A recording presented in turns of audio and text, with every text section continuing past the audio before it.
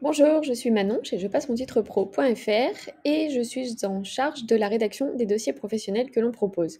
On va aujourd'hui rédiger le dossier professionnel du préparateur de commandes en entrepôt. Alors pour commencer, il faut récupérer la matrice vierge du dossier professionnel fournie par le ministère du Travail. On peut la retrouver sur je passe mon titre pro.fr et vous allez ici dans l'onglet boutique et dans la colonne de gauche, on a dossier professionnel vierge à remplir. Donc là, on a juste à faire télécharger et il se télécharge directement sur votre ordinateur et vous n'avez plus qu'à l'ouvrir. Alors je l'ai ouvert ici sur Google Doc, mais c'est exactement la même chose sur, sur Microsoft Word. Donc on va commencer par remplir la page de garde. Donc ici, on vous demande le nom de naissance, donc c'est simplement votre nom de famille, le nom d'usage qui est votre nom d'époux ou d'épouse, si vous êtes marié. Ensuite, le prénom et votre adresse ici. Et vous indiquez bien votre adresse personnelle et non pas l'adresse de votre centre de formation. Ensuite, le titre professionnel visé, donc c'est dans cette case-là qu'on indique préparateur de commandes en entrepôt. Et vous devez ensuite cocher la case ici, parcours de formation, si vous êtes en formation via un centre de formation, ou bien si vous êtes en VAE, vous cochez la ligne du dessous. Sur la page de garde, c'est tout ce qu'on a à remplir. On n'ajoute rien d'autre, pas de photo, pas de logo, rien du tout. Seulement ces informations-là. Ensuite, vous avez une présentation du dossier que je vous invite à lire, mais on n'a rien à remplir ici. Et ensuite, on passe au sommaire. Le sommaire, vous voyez, on vous demande des intitulés d'activités type et d'exemples. Donc là, ce n'est pas des choses qu'on va inventer. On va se servir du référentiel des activités du site professionnel pour remplir cette partie. Donc le référentiel qu'on appelle aussi le REAC, on va encore pouvoir le trouver sur je passe mon titre pro.fr. Vous pouvez aller dans les titres ici et on va chercher préparateur de commandes en entrepôt. Donc voilà, vous sélectionnez bien la bonne case et on arrive sur la page du titre professionnel. Dans la colonne de gauche, on a bien les différents documents, dont le référentiel des activités, le REAC. Alors vous pouvez cliquer sur la petite icône qui va nous ouvrir le référentiel et on peut aller directement en page 8. On va trouver les infos dont on a besoin.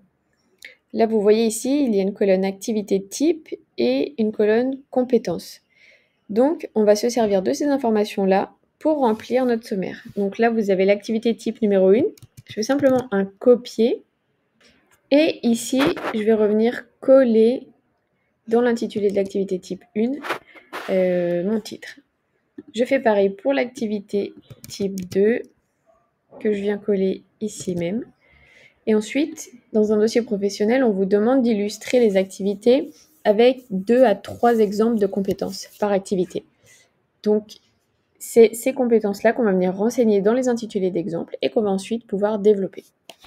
Donc là, comme on n'a que 2 activités, je peux prendre 3 exemples de compétences qu'on va venir illustrer dans notre dossier professionnel. Donc pareil, je refais un copier-coller de mes intitulés et que je viens mettre dans le dossier, dans le sommaire. Pour l'activité 1, c'est bon. Et je continue pour l'activité 2. Hop. Et il nous en reste une.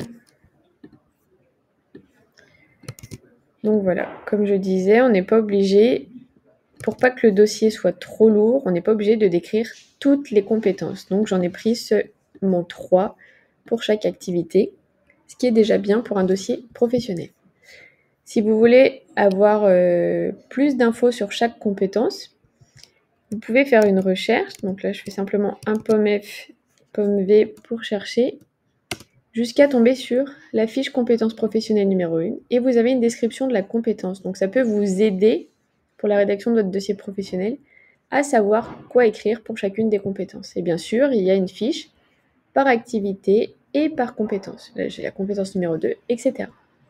Donc le référentiel, le réac est vraiment très complet.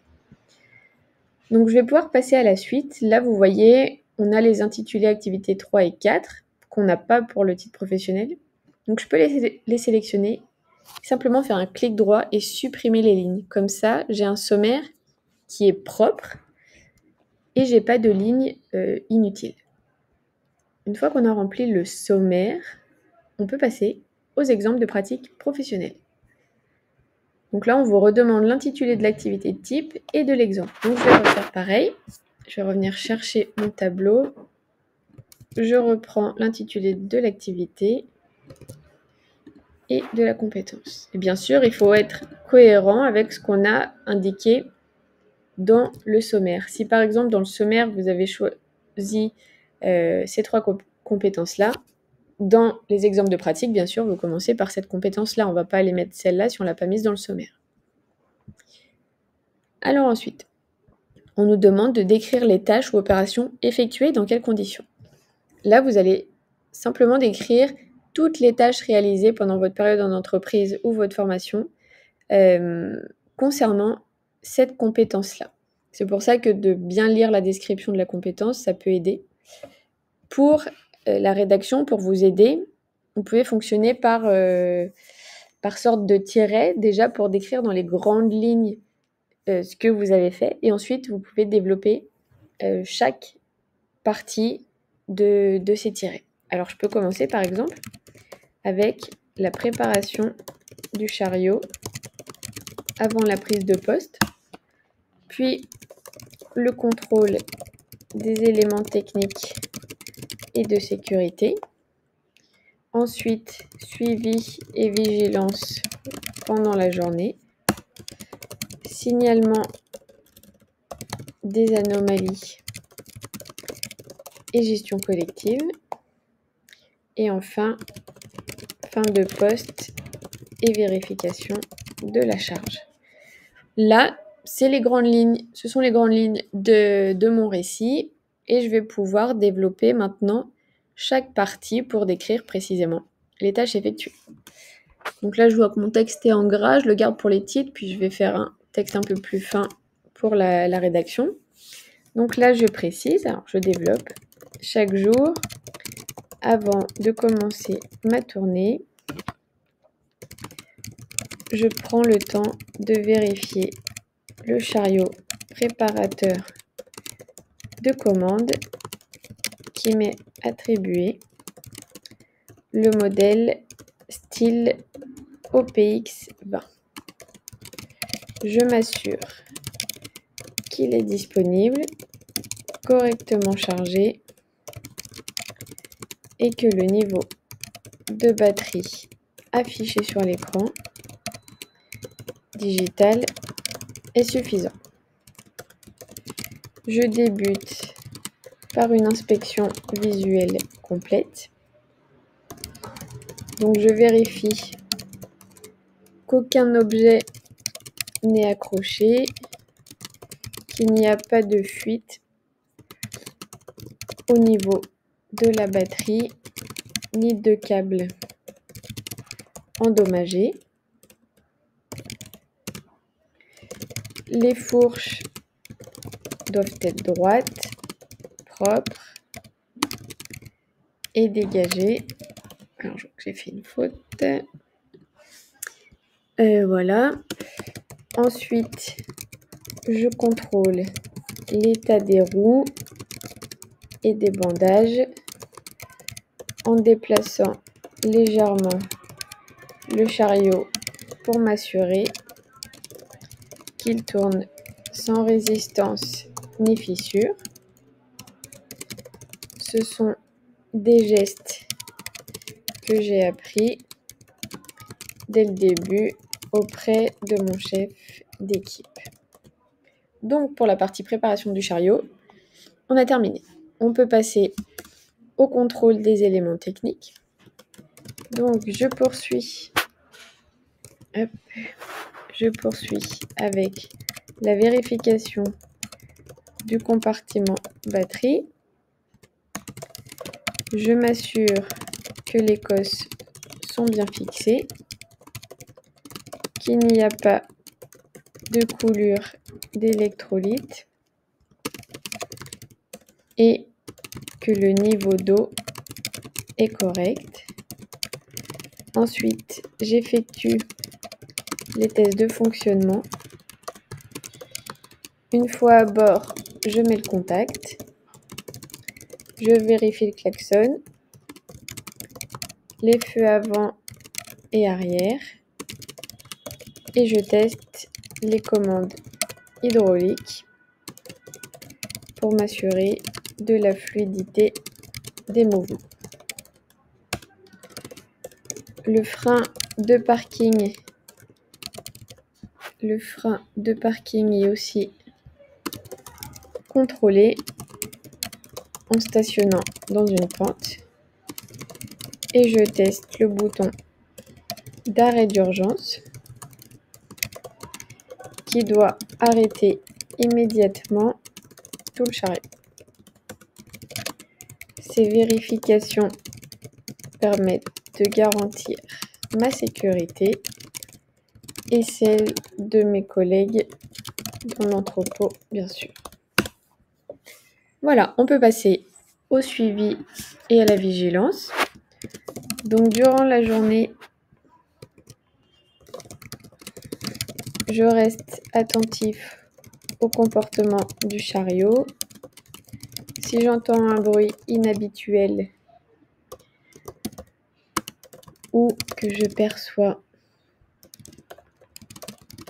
une odeur anormale, comme une odeur de chaud, je coupe immédiatement le contact et j'avertis le technicien de maintenance.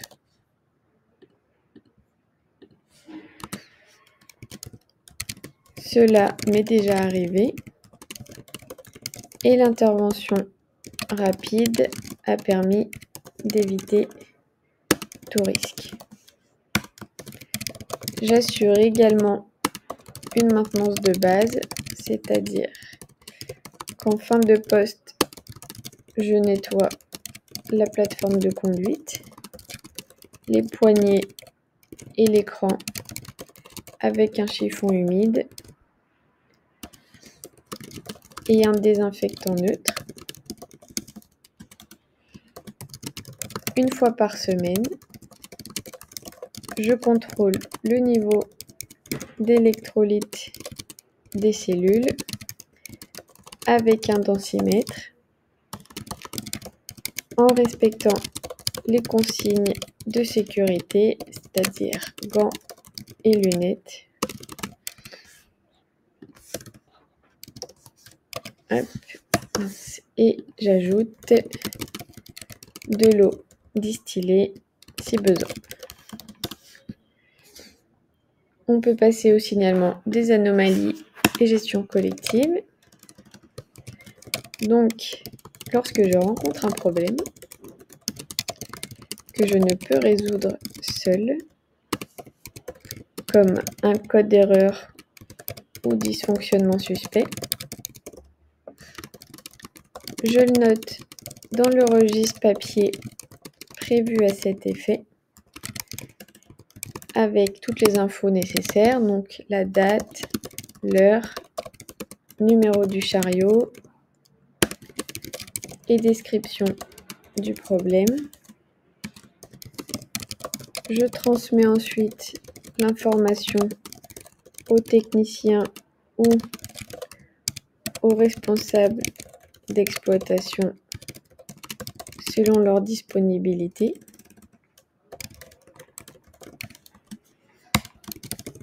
Cette procédure permet une gestion rapide des réparations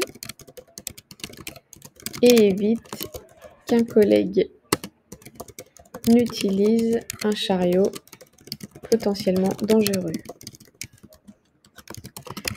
En parallèle, je partage régulièrement ces bonnes pratiques avec mes collègues, notamment les nouveaux. Il m'arrive souvent de les accompagner dans les vérifications afin de renforcer les réflexes pour tout le monde, les réflexes de sécurité et de créer une dynamique d'entraide dans l'équipe. Pour cette partie, on a terminé. Il nous reste la fin de poste. Donc en fin de journée, je gare le chariot dans la zone de recharge. J'enclenche le frein de parking. Je coupe le contact et je branche le chargeur. Je m'assure que le voyant de charge passe bien au vert ou se met à clignoter selon le modèle.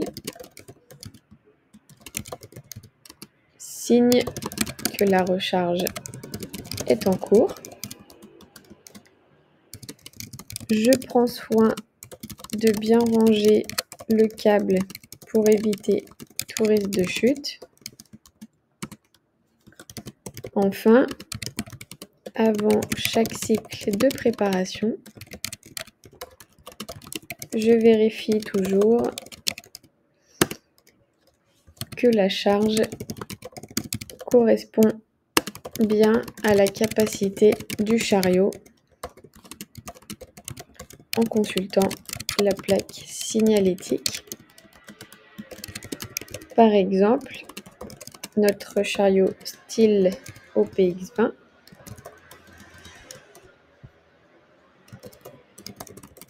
peut porter jusqu'à 2000 kg, mais cette capacité diminue selon la hauteur levée.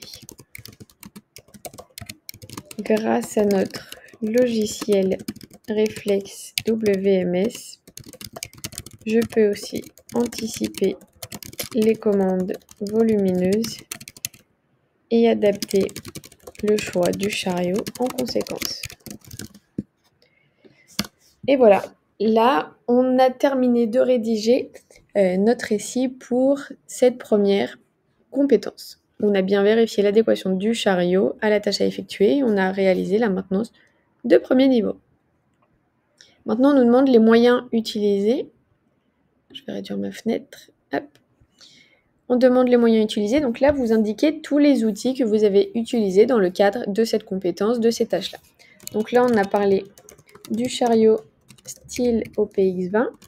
Donc c'est le préparateur électrique. On a évoqué le densimètre, qui est le testeur électrolyte batterie. On a parlé de Reflex WMS, qui est le logiciel de gestion entrepôt. On a un registre des anomalies, carnet de signalement sécurité, et on ne l'a pas vraiment précisé, mais on a le chargeur qui est la borne de recharge de la batterie. Ensuite, avec qui vous avez travaillé. Donc là, vous évoquez simplement les collègues à qui vous avez eu affaire dans le cadre de cette compétence. Donc je précise que j'ai surtout travaillé aux côtés de mes collègues préparateurs de commandes. J'ai été épaulée et formée par notre chef d'équipe logistique et j'ai régulièrement collaboré avec le technicien de maintenance interne et à plusieurs reprises j'ai aussi échangé avec les caristes. Voilà. Après, le contexte. On vous demande ici le nom de l'entreprise où vous étiez. Donc, vous l'indiquez ici à cette place-là. Le chantier, le service concerné. Donc là, on est à la préparation et une période d'exercice. Donc là, vous indiquez une date, ça peut être par exemple 2 juillet 2025 au 25 juillet. Là, vous mettez vraiment vos dates. Dans les informations complémentaires qui sont facultatives, on peut par exemple dire « J'ai vraiment pris conscience de l'importance de bien connaître son matériel et d'en prendre soin pour garantir la sécurité et assurer la continuité des opérations. Cela m'a permis de gagner en autonomie et de devenir plus rigoureux dans mon travail au quotidien. » Voilà, donc là, cette fois, la première compétence est terminée. Vous allez faire la même chose ensuite pour les compétences suivantes. Donc là, vous indiquez de nouveau l'activité type et l'exemple numéro 2. On fait pareil. Là, vous faites bien attention. On passe à l'activité 2, exemple numéro 1, mais vous remettez une et l'exemple numéro 3 pour la suite, etc. etc. Vous faites bien attention aux intitulés. Ensuite, une fois qu'on a terminé le récit, on passe à la partie suivante qui concerne les titres et diplômes que vous avez déjà. Donc là, on vous demande tous les diplômes que vous avez déjà en votre possession, même s'ils n'ont pas du tout de lien avec le titre professionnel visé. Donc par exemple, on peut avoir un baccalauréat, donc là, l'autorité qui l'a délivré, et l'année d'obtention. Si vous en avez d'autres, vous pouvez les indiquer. Et comme pour le sommaire, si on n'a plus besoin des lignes ici, qu'on n'a pas de quoi les remplir, je peux les supprimer. Comme ça, cette partie-là est propre. Ensuite, vous avez une déclaration sur l'honneur à signer. Donc là, vous indiquez vos noms et prénoms. On enlève les parenthèses si ça s'applique à vous. Vous indiquez la ville et ainsi qu'une date de rédaction, par exemple. Voilà. Une fois que vous allez avoir terminé votre dossier professionnel, vous allez l'imprimer et ici, vous allez pouvoir signer dans cette partie-là. Pour l'attestation sur l'honneur, la déclaration, c'est bon. Et on passe à la dernière partie qui concerne les documents illustrant la pratique professionnelle, c'est-à-dire les annexes. Dans le tableau, dans ces lignes-là, on va noter les intitulés des annexes et ensuite, on peut coller les photos, les captures d'écran qu'on veut. Donc on a évoqué tout à l'heure l'utilisation du chariot. Donc vous pouvez bien sûr mettre une photo du chariot. Donc je vais faire un copier-coller ici. Voilà, et vous notez dans la légende, juste dessous, vous pouvez indiquer le chariot. Ensuite, on peut passer à la page suivante. On va mettre une photo du logiciel qu'on a utilisé, qu'on a évoqué. Alors, on va faire un copier-coller. Hop, et dans la légende, toujours le logiciel. On va reprendre ces petites légendes pour les mettre ici. Donc, annexe 1,